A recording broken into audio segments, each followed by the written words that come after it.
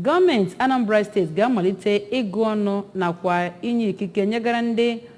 ọgbatumtum eji akpata ego na steeti a. Kọmishọna Anambra steeti na-afụ maka mgbasa ozi bụ Paul Nwosu onye mere ka amata nke a n'oge ọ na-anabata otu akpọrọ Anambra Professional Photographers and Videographers Association bụ ndị bịara njem na nke ya n'ụlọ ọrụ ya dị n'Awka, mere ka amata mkpa ọ dị maka ịgụkọ ha ọnụ ahụ nakwa inye ha akwụkwọ ikike nakwa ịmata ndị ha bụ iji wee mata ọnụọgụ ha. Onye nta akụkọ ya bụ Ideko Okoye wetara akụkọ maka ya bụ njem maka ọrụ anyị ya n'uju.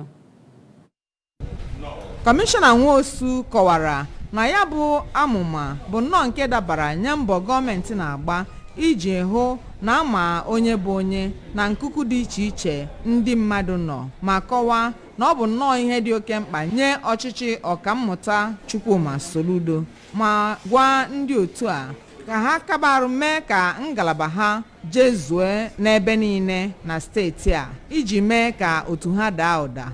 Paul bụ onye chetara ha na ha bụ ndị na-ewulite ugwu, mere ka amata na ihe eserese na-ada ụda karịa okwu ọnụ. Ọ kọwara na ọrụ ha gafere ise foto nakwa onyonyo iji wee kpata ego, ma gwa ha ka ha tinye uchu n'ije ozi ha iji wee hụ na ha na-akwado nchekwaba nke obodo, n'ihi na nchekwaba abụghị sọ naanị ọrụ ndị nchekwaba, maka na ọ bụ ozi ha nwetara ka ha ji arụ ọrụ.